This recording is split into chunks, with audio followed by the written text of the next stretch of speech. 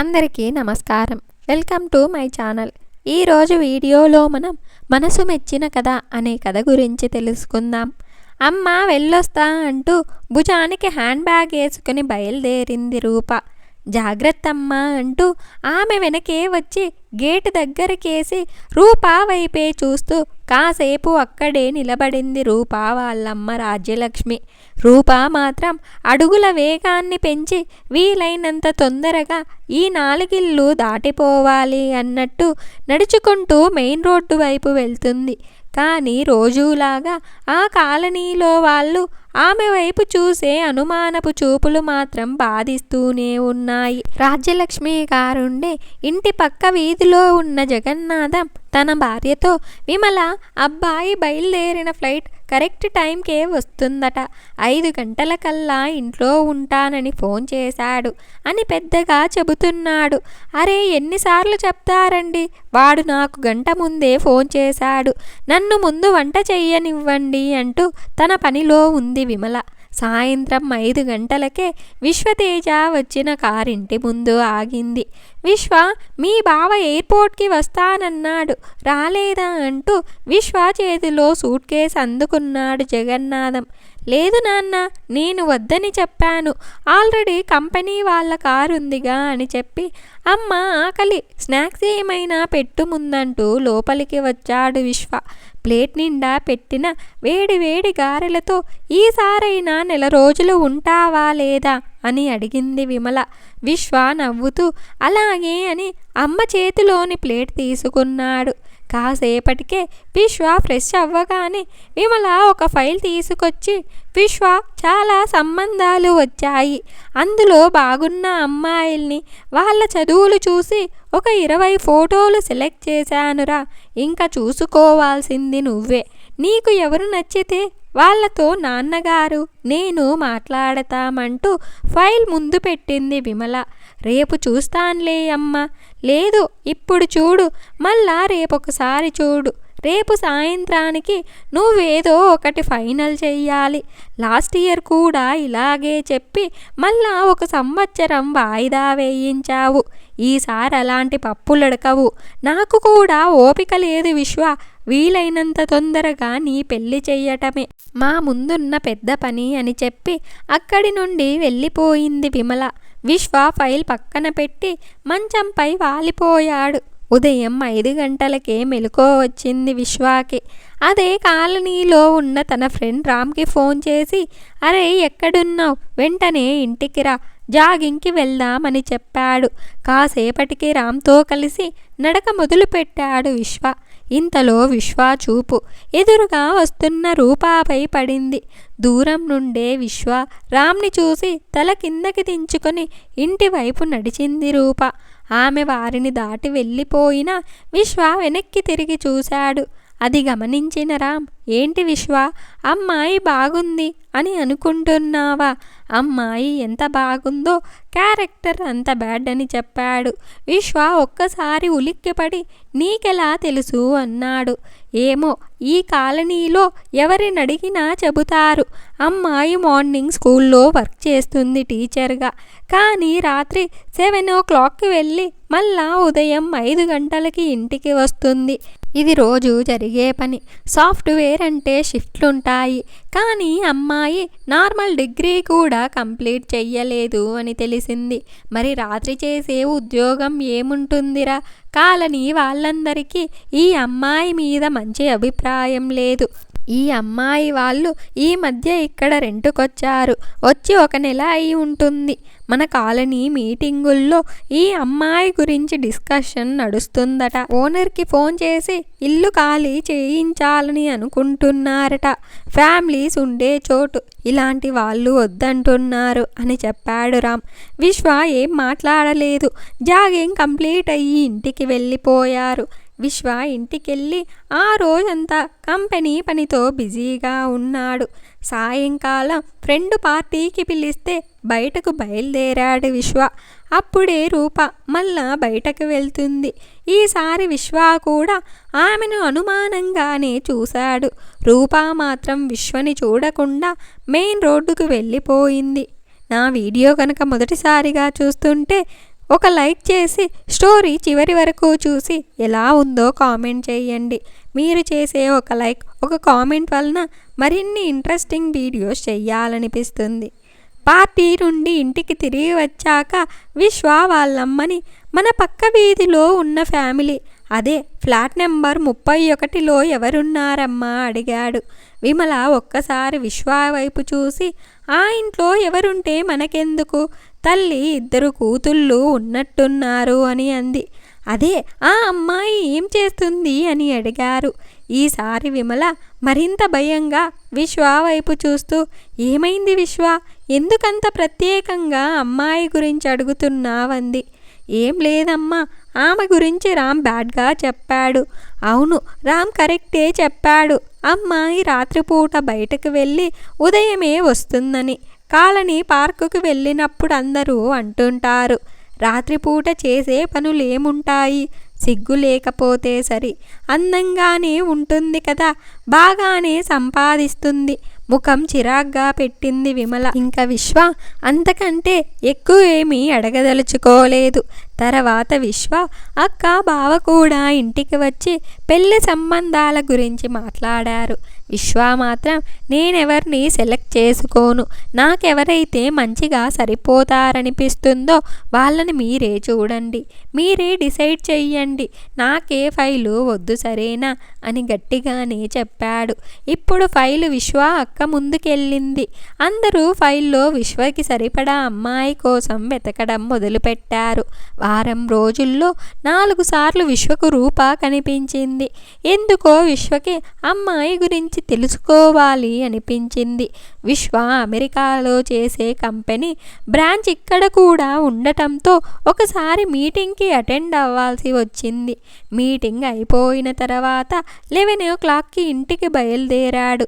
ఇంటి దగ్గరలోకి వచ్చేటప్పటికి మెయిన్ రోడ్డుపై రాత్రి 12 గంటలకి రూప మెడికల్ షాప్లో కనిపించింది. ఏవో తీసుకుంటుంది. విశ్వ మనసులో ఈ టైంలో ఈ అమ్మాయికి ఏం అవసరం ఉంటాయి, ఒకవేళ అదే తీసుకుంటుందా చీ అనుకున్నాడు. కార్ సైడ్కి పెట్టి అక్కడే నిలబడి చూస్తున్నాడు. రూప మెడికల్ షాప్లో నుంచి బయటికి వచ్చేటప్పటికి ఆమె చేతిలో కొన్ని కవర్లున్నాయి. కానీ అందులో ఏమున్నాయో చూడాలని ట్రై చేశాడు. కానీ దూరం నుండి ఏమీ కనపడలేదు. అవి తీసుకుని రూప హడావిడిగా పరుగులాంటి నడకతో వెళ్తుంది. విశ్వ కూడా ఆమెను కొంత దూరం అనుసరించాడు. ఆమె ఒక ఖరీదైన ఇంటి లోపలికి వెళ్ళిపోయింది. కాసేపటికి ఇంకొక కారు కూడా లోపలికెంది. కారులోంచి ఎవరో నీట్గా టక్ చేసుకున్న ఒక ఆయన దిగి లోపలికెళ్ళాడు. విశ్వకేమీ అర్థం కాలేదు. కానీ అప్పటికే అక్కడ ఉన్న సెక్యూరిటీ విశ్వ వైపు అనుమానంగా చూశాడు. ఇంకెక్కువసేపు అక్కడే ఉంటే మంచిది కాదని ఇంటికొచ్చేశాడు. గేట్ శబ్దం కావటంతో రాజ్యలక్ష్మి గారు బయటికి వచ్చారు. ఎదురుగా నిలబడిన విశ్వాన్ని చూసి, ఎవరు కావాలి బాబు అని అడిగింది. మీరే కావాలి అంటూ లోపలికి రావచ్చా అని అడిగాడు. కొంచెం మొహమాటంతోనే రా బాబు అంది. విశ్వ లోపలికెళ్ళగానే గోడకి పెద్ద సైజులో ఉన్న ఒక ఫోటోను చూస్తూ ఎవరండి అని అడిగాడు. ఆమె ఏమీ చెప్పకుండా కూర్చో బాబు, మంచి నీళ్లు తీసుకుంటావా అని అడిగింది. వద్దండి ప్లీజ్, నేను మీ గురించి తెలుసుకోవాలి అని అనుకుంటున్నాను. మేము పక్క వీధిలోనే ఉంటాము. ఏదైనా సహాయం కావాలన్నా తప్పక చేస్తాను. మీ అమ్మాయి ఏం జాబ్ చేస్తుంది అని అడిగాడు. సహాయం ఏమీ వద్దు బాబు, కనీసం ఇన్ని రోజులకి ఒకరైనా మా ఇంటికొచ్చారు, అదే మాకు చాలు. ఇంతలో గదిలో చదువుకుంటున్న దీప బయటికి వచ్చి, ఆ ఫోటోలో ఉంది మా నాన్నగారండి. మా అక్క పేరు రూపశ్రీ.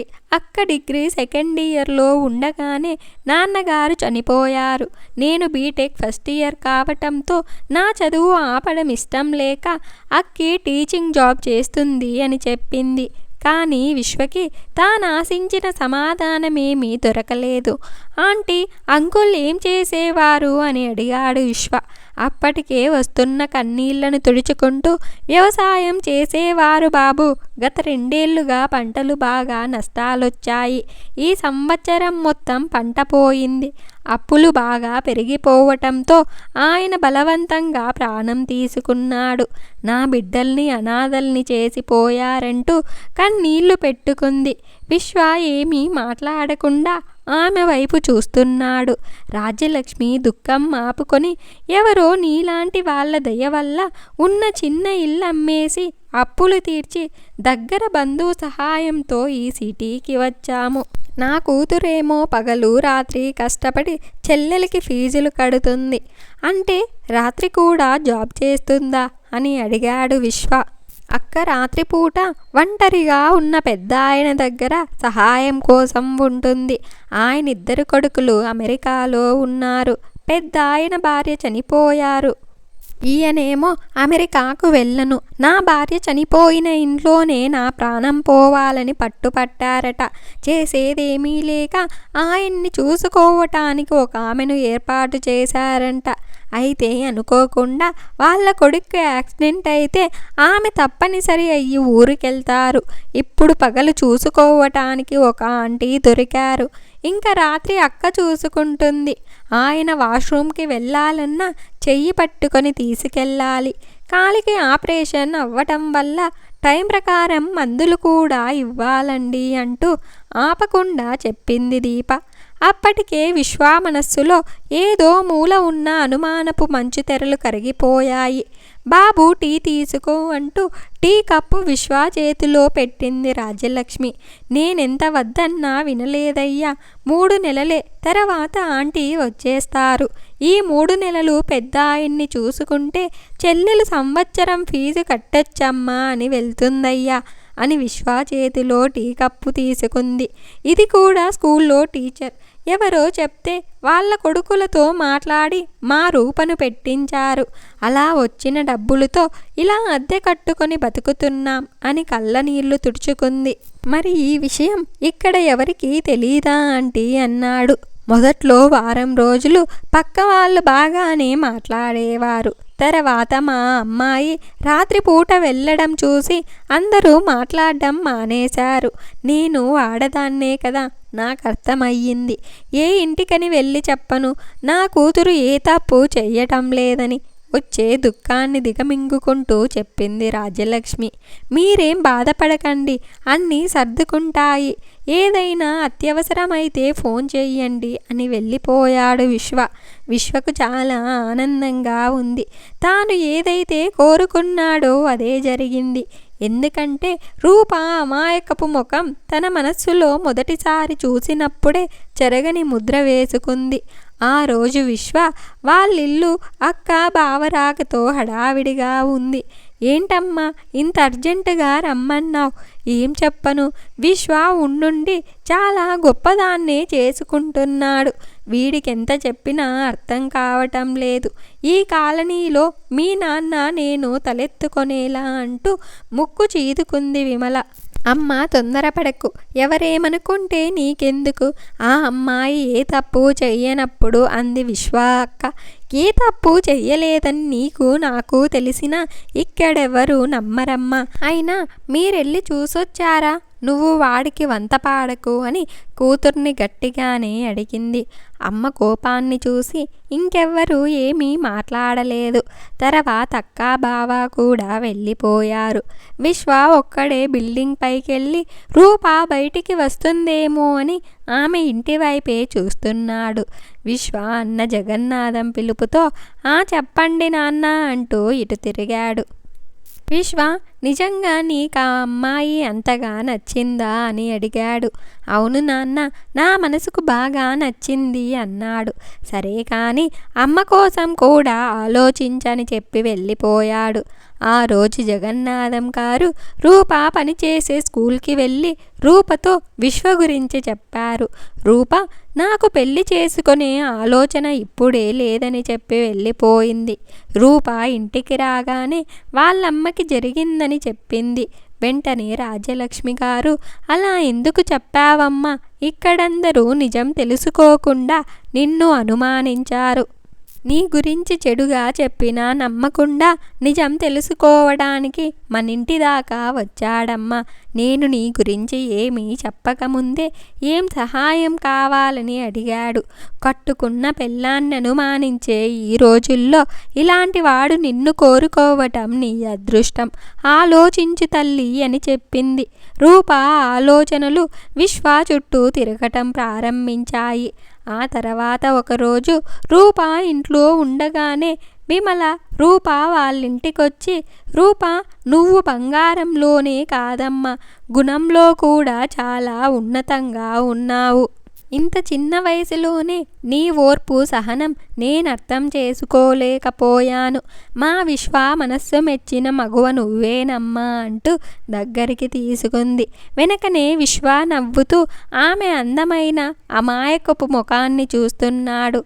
ఈసారి రూప ఇంకేమీ మాట్లాడకుండా సిగ్గుతో తల కిందకి దించుకుంది. ఇలా వాళ్ళు ఒక మంచి రోజు ఒక మంచి ముహూర్తాన వివాహం చేసుకున్నారు. ఇంత మంచి కథను మనకు అందించిన లక్ష్మీకుమార్ గారికి ధన్యవాదాలు. నా వీడియో కనుక మీకు నచ్చినట్లయితే ఒక లైక్ చేసి స్టోరీ ఎలా ఉందో కామెంట్ చేయండి. నా ఛానల్ ఇంకా సబ్స్క్రైబ్ చేసుకోకపోతే వెంటనే సబ్స్క్రైబ్ చేసుకోండి.